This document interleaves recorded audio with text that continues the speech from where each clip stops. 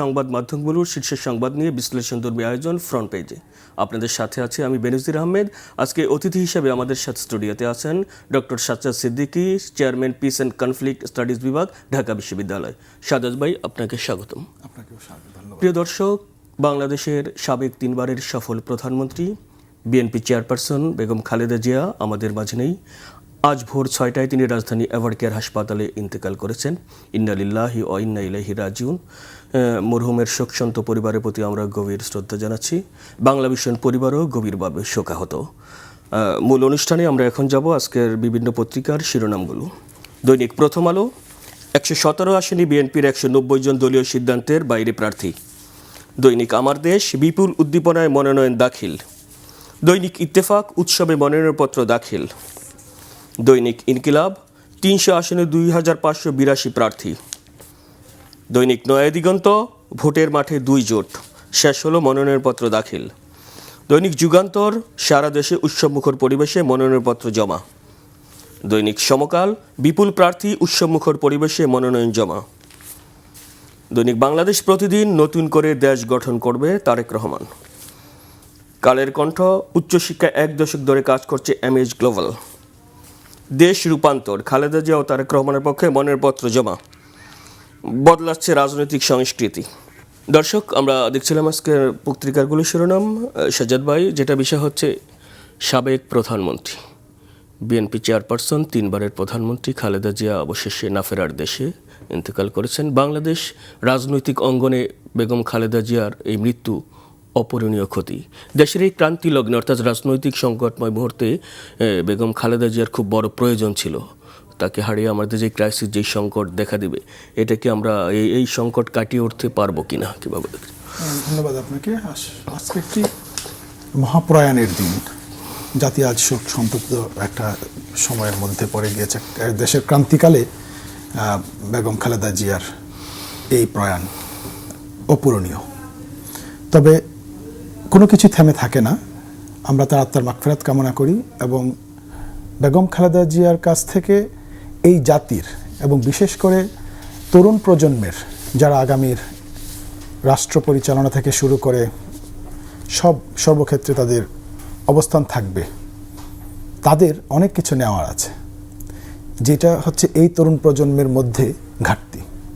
অর্থাৎ অন্যায়ের বিরুদ্ধে প্রতিবাদ করা এক জিনিস, অন্যায়ের সঙ্গে আপোষ না করা এক জিনিস। এই বিষয়গুলোকে মাথায় রেখে, কারণ এখন হচ্ছে যে আমাদের মধ্যে এক বস্তুবাদিতা এমনভাবে পেয়ে বসেছে, যেমন একটা চাকরি না পেলেই হবে না, কিংবা এই চাকরিতে এই সুবিধা না পেলে আমি চলে আসব, কিংবা কোনো কিছু না হলেই একটা আন্দোলনে ডাক দিয়ে দেওয়া, বৃহত্তর স্বার্থের চিন্তা না করা। অর্থাৎ বৃহত্তর স্বার্থের দিকে তাকিয়ে বেগম জিয়া যেভাবে রাষ্ট্রের ক্রান্তিকালে ওনার প্রচেষ্টা অব্যাহত রেখেছেন এবং ওনার নিজের ব্যক্তিগত জীবন, পারিবারিক জীবনের আয়াসের চিন্তা না করে উনি জনগণের কাছে যেতে পেরেছেন, এই বিষয়টাকে যদি এই তরুণ প্রজন্ম বৃহত্তর স্বার্থে গ্রহণ করতে পারে, আমার মনে হয় এই অপূরণীয় ক্ষতি এই তরুণ প্রজন্মের সবাই সামগ্রিকভাবে গ্রহণ করার মাধ্যমে জাতি গঠনে সহায়ক ভূমিকা পালন করতে পারে। আর এভাবেই হয়তো বেগম জিয়া মানুষের মধ্যে যেভাবে ছিলেন, হয়তো আজীবন এভাবে থাকবেন। আর আপনি ঠিক বলছিলেন যে কোনো ব্যক্তির রিপ্লেসমেন্ট কোনো ব্যক্তি দিয়ে হয় না, কিন্তু তার আদর্শটাকে যদি আমরা ধারণ করতে পারি এবং আমার ব্যক্তি জীবনে এটার একটা আমরা বলি যে রিফ্লেকশন যদি রাখি, তখনই কেবল আমি আর আমার থাকি না, আমার পরিবারের থাকি না, তখন আমি হয়ে যাই সাধারণ জনগণের, আমার দলের মানুষের ঊর্ধ্বে উঠে সাধারণ মানুষের কাছে যাই। তো বেগম জিয়া বাংলাদেশের ইতিহাসে যে কয়েকটা বাঁক তৈরি হয়েছিল, 75-এ একটা বাঁক, তখন শহীদ প্রেসিডেন্ট জিয়াউর রহমান এসে যেভাবে রাষ্ট্রের হাল ধরেছিলেন, তারপর সামরিক শাসন যেভাবে জারি হলো জিয়াউর রহমানের শহীদ হওয়ার পরে, সেই জায়গায় যখন খালেদা জিয়া এসে হাল ধরলেন, এটাই ছিল তার সবচেয়ে বড় রাজনৈতিক একটা আমরা বলি যেটা পিলার স্থাপন করা। অর্থাৎ 86-র নির্বাচনে অংশগ্রহণ না করার মাধ্যমে উনি যে ওনার ডিটারমিনেশন দেখিয়েছেন, দেশের প্রতি তার যে কমিটমেন্ট যেভাবে দেখিয়েছেন এবং প্রমাণ রেখেছেন, এটা এমন না যে ওনার নিজের স্বার্থের জন্য উনি এই কাজটা করেছেন, না, বাকি আরও দুটো বৃহৎ দল একইভাবে তারা প্রতিজ্ঞা করেছিল যে তার অধীনে নির্বাচনে যাবে না, কিন্তু সেই দুটো দল নির্বাচনে গিয়ে এবং ওনার না যাওয়ার প্রেক্ষিতে আপনি দেখবেন যে এই যে আপোষহীনতা, এটা কেবলমাত্র একটা শব্দ না, আপোষহীনতা হয়ে গেছে। আমি প্রায়ই বলার চেষ্টা করি যে আপোষহীনতা একটা শব্দ ডিকশনারিতে এমনভাবে ঢুকে গেছে যে এটার সঙ্গে খালেদা জিয়া এবং বাংলাদেশের গণতন্ত্রায়ন, এই তিনটে বিষয়কে যদি আপনি ট্রায়াঙ্গুলার হিসেবে পড়তে চাই, ডেসপাইট সাম ক্রিটিসিজম, কোনো ব্যক্তি সমালোচনার ঊর্ধ্বে নেই, বাট এই যে ক্রান্তিকালে ওনার যে ভূমিকা, সেই ভূমিকাকে কেন্দ্র করে আমি যখন বলছি যে আপোষহীন নেত্রী, এই আপোষহীনতার সঙ্গে ডেমোক্রেটাইজেশন কিংবা ডেমোক্রেটিক ব্যাকস্লাইডিংয়ের বিপরীতে ওনার দৃঢ়তা গণতন্ত্রায়নের এবং বাংলাদেশের রাজনীতি, এই তিনটে জায়গায় একটা ট্রায়াঙ্গুলার হিসেবে যখন আমরা রিড করব, একাডেমিয়াতে অ্যাটলিস্ট এটা রিড করা হবে যে কিভাবে ডেমোক্রেটিক ব্যাকস্লাইডিংয়ে খালেদা জিয়ার আপোষহীনতা অপরিসীম ভূমিকা পালন করে। বাংলাদেশের রাজনৈতিক ইতিহাসে বেগম জিয়া নিজে ইতিহাস, এবং এই ইতিহাস হচ্ছে আপোষহীনতার ইতিহাস, যেটা আপনি বলেছেন কখনো অন্যায়ের সাথে মাথা নত করেনি। তিনি তার দৃঢ়তার সাথে সমস্ত অন্যায় অত্যাচারের বিরুদ্ধে দাঁড়িয়েছিলেন। এবং সাবেক বিএনপি চেয়ারপারসন বেগম খালেদা জিয়া 2008 থেকে 1991 থেকে 2008 সাল পর্যন্ত 23টি সংসদ নির্বাচনে অংশ নিয়েছিলেন, এবং ইতিহাসের রেকর্ড তিনি কখনো ভোটে হারেননি এবং কোনো আসনেই হারেননি। আমি যতদূর জানি উনি কোনো আসনে হারেননি। স্বৈরাচার বিরোধী আন্দোলন, সে আপনার 90-এর গণঅভ্যুত্থান, এরশাদের যে আপনার আন্দোলন, 27 ফেব্রুয়ারি পঞ্চম জাতীয় সংসদ নির্বাচন প্রথম হয়েছিল। এটা বাংলাদেশে না, এটা যদি আমরা একটু স্মরণকালের ইতিহাসগুলো দেখি, সবাই রাজনীতি করে করে রাজনৈতিক হয়ে তখন একটা ইতিহাসে স্থান করেন, কিন্তু খালেদা জিয়ার ব্যাপারটা একটু ভিন্ন রকম ছিল এই জন্য যে জিয়াউর রহমানের শহীদ হওয়ার পরে নিহত একেবারে একটা ব্যর্থ কুয়ের মাধ্যমে যখন উনি নিহত হন, তখন আসলে এই রাজনৈতিক দলটার বেঁচে থাকা কিংবা এটার একটা ভালো অবস্থান রাষ্ট্রের জন্য প্রয়োজন ছিল। কেন প্রয়োজন ছিল? আপনি 75-এর 15ই আগস্টের যে ঘটনা, সেই ঘটনার পিছনে ছিল কিন্তু গণতন্ত্রহীনতার বিপরীতে আমরা একটা বিশেষ শাসন ব্যবস্থা যখন জারি করলো, তার প্রেক্ষিতেই কিন্তু একটা পলিটিক্যাল ভ্যাকিউমে জিয়াউর রহমানের আবির্ভাব। তো সেই জিয়াউর রহমান যখন রাষ্ট্র গঠন, আমরা যেটা পিস অ্যান্ড কনফ্লিক্ট আমরা বলি পিস বিল্ডিং, অর্থাৎ শান্তি বিনির্মাণ, অর্থাৎ আপনি স্কুল কলেজ থেকে শুরু করে এডুকেশনাল পলিসি, রাষ্ট্রীয় আচার কি হবে, এই সব কিছু একটা এই বিগ ক্যানভাসে আমরা দেখি, সেটাকে আমরা পিস বিল্ডিং বলি। তো জিয়াউর রহমানের হাতে ওই দায়িত্বটা পড়েছিল। তো এই দায়িত্বটা উনি যখন সফলভাবে পালন করছিলেন, তখন একটা ব্যর্থ কুয়ের মাধ্যমে উনি শহীদ হন। এর প্রেক্ষিতে যখন রাজনৈতিক একটা চরম ভ্যাকুয়াম তৈরি হলো, অর্থাৎ কোনো রাজনৈতিক দলের দৃঢ় অবস্থান নেই, আওয়ামী লীগের অবস্থান প্রায় শূন্য, এরশাদের তো কোনো রাজনৈতিক অবস্থানের ভাবে তৈরি হয়নি। তো জিয়াউর রহমানের এই একেবারে আকস্মিক এই দুর্ঘটনার জন্য একটা মানে ভ্যাকুয়াম তৈরি হয়, রাজনৈতিক ভ্যাকুয়াম।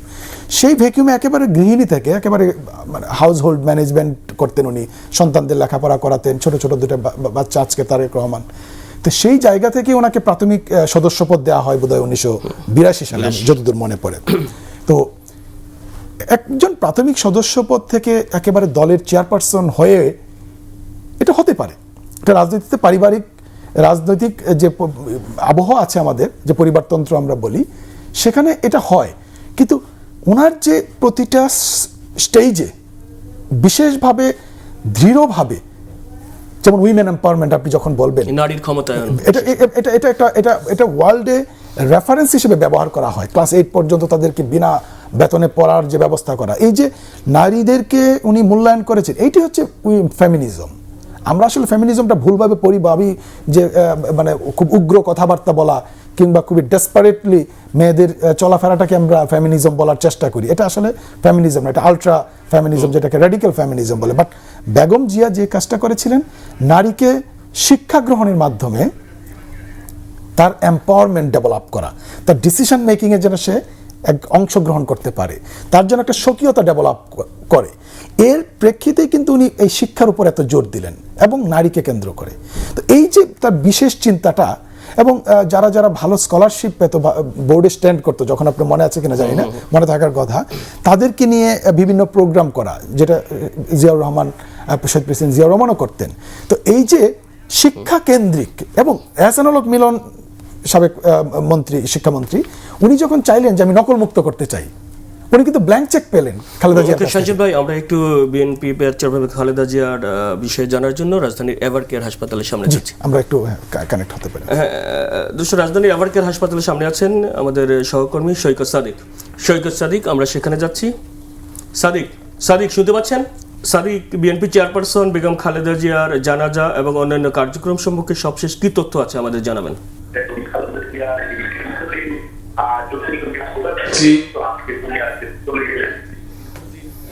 জটিল রোগে ভোগার পরেই কিন্তু আজকে দুনিয়া ছেড়ে চলে গেলেন, এবং এরপরেই যে বাংলাদেশের বিশেষ করে এভার কেয়ার হাসপাতালে রাজধানী ঢাকার পরিবেশ কী হয়েছে এবং কোন পরিস্থিতি আছে, বিএনপি দলের নেতা কর্মীদের মধ্যে আজ যে শোক বইছে এবং সবাই যে এভার কেয়ার হাসপাতালের দিকে ছুটে আসছেন।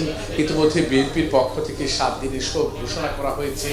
বিএনপির ভারপ্রাপ্ত চেয়ারম্যান জনাব তারেক রহমান, তার স্ত্রী ডাক্তার জুবাইদা রহমান সহ বিএনপির যে স্থায়ী কমিটির যে সকল সদস্যবৃন্দ বলতে গেলে পড়ায় সবাই কিন্তু এখন এভার কেয়ার হাসপাতালেই আছেন, এবং দলের যে অন্যান্য যে নেতাকর্মীরা, তৃণমূল পর্যায়ের নেতাকর্মীরা, তারাও ছুটে আসছেন, এবং তারা সবাই আজকের এই যে শোক, সেই শোকটা যে সইবার নয়, সেই বিষয়গুলাই তাদের মুখে থেকে আমরা শুনবো।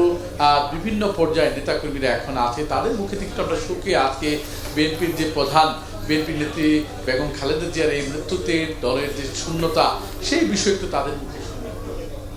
দেখুন, আসলে বেগম খালেদা জিয়ার শূন্যতা পূরণ হবার মতন নয়।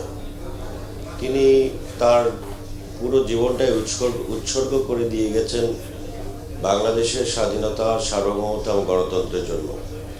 এইভাবে কেউ কোনোদিন, উনি তো 1986 সাল থেকে, আমরা ধরেন 86 সালে যখন গণতন্ত্র সংকটের মুখে পড়েছে, যখন হোসেন মোহাম্মদ এরশাদের নির্বাচনে জামাত এবং আওয়ামী লীগ জোট জয়েন করেছিল, সেই সময় কিন্তু তিনি প্রথম আপোষহীনতার পরিচয় দিয়েছিলেন। সেখান থেকেই তিনি আপোষের নেত্রী। সেই থেকে এই পর্যন্ত তিনি কোনোদিন গণতন্ত্রের প্রশ্নে, বাংলাদেশের প্রশ্নে কোনো আপোষ করেননি। এরকম বর্ণাঢ্য, আপোষহীন, সাহসী অভিভাবক বাংলাদেশ আর কোনোদিন খুঁজে পাবে বলে মনে হয় না। আমরা এই অভিভাবকের মৃত্যুতে কিংকর্তব্য বিমূঢ় হয়ে পড়েছি। আমরা মনে করি বাংলাদেশ অভিভাবক শূন্য হয়ে পড়েছে। এই অভিভাবকের শূন্যতা পূরণ করবার জন্য এই অভিভাবক যেই ত্যাগ এবং অবদান রেখে গিয়েছেন গণতন্ত্রের জন্য, দেশের জন্য, সেই ত্যাগ এবং গণতন্ত্র প্রতিষ্ঠার জন্য যদি সেই ত্যাগ এবং অবদানকে যদি আমরা মূল্যায়ন করতে পারি, একটি গণতান্ত্রিক, অর্থনৈতিক, সমৃদ্ধশালী বাংলাদেশ যদি বিনির্মাণ করতে পারি, তাহলেই তার প্রতি শ্রদ্ধা জানানো সম্ভব। শুনছিলেন যে আসলে গত 23 নভেম্বর থেকেই তিনি এই এভার কেয়ার হাসপাতালে চিকিৎসাধীন আছেন। প্রায় বলতে গেলে 1 মাস 7 দিনের মতো তিনি এখানে চিকিৎসাধীন, এবং তাকে চিকিৎসার জন্য দেশ বিদেশের চিকিৎসক নিয়ে মেডিকেল বোর্ড গঠন করা হয়েছে, এবং তার যে গুরুতর অসুস্থ বেগম জিয়ার শরীরের অবস্থা নিয়ে কিভাবে তার এই অবস্থার উন্নতি ঘটানো যায়, সেই বিষয়টি নিয়ে কিন্তু বারবার চেষ্টা করা হচ্ছিল। তার যে শরীরের যে কন্ডিশন, সেটা আর বিবেচনা করেই কিন্তু তাকে কিন্তু বিদেশে নেওয়া হয়নি, বিদেশ থেকে চিকিৎসক আসা হয়েছে। সর্বশেষ গত 25শে ডিসেম্বর বিএনপির ভারপ্রাপ্ত চেয়ারম্যান, যিনি দীর্ঘ 17 বছর 3 মাস পর বাংলাদেশের মাটিতে পা রাখেন, এবং তিনি আসার পরেই কিন্তু দলে এক ধরনের চাঙ্গা ভাব তৈরি হয়েছে। তিনি এসে দলের সম্বর্ধনার পর মায়ের কাছে ছুটে এসেছিলেন, মায়ের সাথে দেখা করে তিনি বাসায়। এরপর গত 3 দিন ধরে বিএনপির ভারপ্রাপ্ত চেয়ারম্যান জনাব তারেক রহমান যে ধরনের কর্মসূচি বা কাজ চালাচ্ছেন দলের পক্ষ থেকে, ঠিক সেই মুহূর্তেই কিন্তু ঘোষণা আসলো যে বিএনপির প্রধান সাবেক 3 বারের প্রধানমন্ত্রী বিএনপি নেত্রী বেগম খালেদা জিয়ার এই মৃত্যু, এবং এই মৃত্যুর খবরে যে দলের নেতাকর্মীদের মধ্যে যে কী ধরনের শোক বইছে, সেটা আরেকজন নেত্রীর মুখে আমরা একটু শুনবো। তিনিও বলবেন যে তিনি এখন নেত্রীর শূন্যতা নিয়ে তার কি অবস্থা, একটু শুনবো তার মুখ থেকে। আপোষহীন দেশনেত্রী বেগম খালেদা জিয়া সাবেক রাষ্ট্রপতি শহীদ জিয়াউর রহমানের শহীদ হওয়ার পর থেকে তারেক রহমান এবং আরাফাত রহমান কোকেকে তার কাছে বুকে ধারণ করে উনি স্বৈরাচার বিরুদ্ধে আন্দোলন করেছেন। আপোষহীনের নেতৃত্বের মাধ্যমে উনি গণতন্ত্রকে পুনরুদ্ধার করেছেন। উনি স্বাধীন বাংলাদেশে গণতন্ত্র প্রতিষ্ঠিত করেছেন। উনি কখনো কোনো অন্যায়ের সাথে আপোষ করেন নাই। ওনার আপোষের নেতৃত্ব বাংলাদেশের প্রায় 16 কোটি মানুষ সবসময় শ্রদ্ধার সাথে মেনে নিয়েছেন এবং গ্রহণ করেছেন। আমি মনে করি আপোষহীন দেশনেত্রী বেগম খালেদা জিয়ার মতন এমন নেতৃত্ব, এমন মা, এমন সাবেক প্রধানমন্ত্রী, বিএনপির চেয়ারপারসন কখনো কোনোদিন বাংলাদেশের নীল আকাশে উজ্জ্বল নক্ষত্রের মতন সৃষ্টি হবে না। তিনি একমাত্র নারী যিনি বহির্বিশ্বে তাকে বলতেন যে বাংলাদেশে এমন নেত্রী আমরা কখনো দেখি না। আমি এটাই মনে করবো যে বাংলাদেশে এমন নেত্রী আর কোনো দিন সৃষ্টি হবে না, হওয়া সম্ভব না। গণতন্ত্রের আপসী নেত্রী হিসেবেই কিন্তু বলা হচ্ছিল, গণতন্ত্রের আপসী নেত্রী কিন্তু বিএনপির চেয়ারপারসন বেগম খালেদা জিয়াকে বলা হয়। এবং নেতাকর্মীরা বারবার বলছেন যে কোনো অবস্থাতেই কোনোভাবেই যাতে এই নেত্রী দেশের সাথে, দেশের মাটির সাথে, গণতন্ত্রের সাথে আপোষ করেননি। এবং তিনি যে নানান ধরনের তার যে জেল জুলুম মামলা এবং তার ছেলেকে তার থেকে 17 বছর তাকে থেকে আলাদা করে রাখা হয়েছে, তারপরেও কিন্তু তিনি যে দল বা এই দেশ ছেড়ে যাননি। এবং আপনি জানেন যে সেই বিএনপির প্রতিষ্ঠাতা শহীদ প্রেসিডেন্ট জিয়াউর রহমানের মৃত্যুর পরেই দলের হাল যিনি ধরেছিলেন, যিনি একজন গৃহবধূ ছিলেন, সেই সময় দলের হাল ধরেছিলেন বেগম খালেদা জিয়া। এবং সেই নানা ষড়যন্ত্র, নানা চড়াই উত্তরায়ের পরেও কিন্তু দলকে এই পর্যায়ে নিয়ে এসেছেন এবং তিনি হয়েছিলেন 3 বারের প্রধানমন্ত্রী। বারবার দলের বিরুদ্ধে নানা ধরনের ষড়যন্ত্র হয়েছে। দলকে কিভাবে বিএনপি বাংলাদেশের রাজনীতি থেকে বিচ্ছিন্ন করা যায়, বাংলাদেশের রাজনীতি থেকে বিএনপিকে কিভাবে সরানো যায়, এর জন্য নানানভাবে বারবার ষড়যন্ত্র হয়েছে। তারপরেও কিন্তু বেগম জিয়া, বিএনপির চেয়ারপারসন খালেদা জিয়া, তিনি কিন্তু একেবারেই আপোষহীনভাবেই রয়েছিলেন। তিনি কিন্তু কারোর সাথেই কোনো ধরনের আপোষ করেননি এবং তাকে জেলে নেওয়া যা হয়েছে, তার বিরুদ্ধে মামলা দেওয়া হয়েছে। আপনি জানেন যে এই করোনাকালীন সময়ের আগ পর্যন্ত তিনি কিভাবে তার গুলশান বাসায় তাকে কারাবন্দি করে রাখা হয়েছিল। একমাত্র নেত্রী একজন, তিনি বেশ বছরের পর বছর তিনি যে একা কারাবন্দি ছিলেন এবং তার বিরুদ্ধে যে মামলা, সেই মামলার জন্য তাকে কিভাবে জেলখানায় নিয়ে যাওয়া হতো এবং তিনি মামলার শুনানিতে অংশ নিতেন, তার যে বিভিন্ন জটিল রোগ, তারপরেও কিন্তু তিনি বাংলাদেশের রাজনীতিতে একজন আপোষহীন নেত্রী হিসেবেই ছিলেন। আরও একজন নেত্রীর মুখে যার 2 চোখ দিয়ে জল ঝরছে, তার মুখে একটু শুনবো নেত্রী সম্বন্ধে, যদি একটু বলতেন আপু।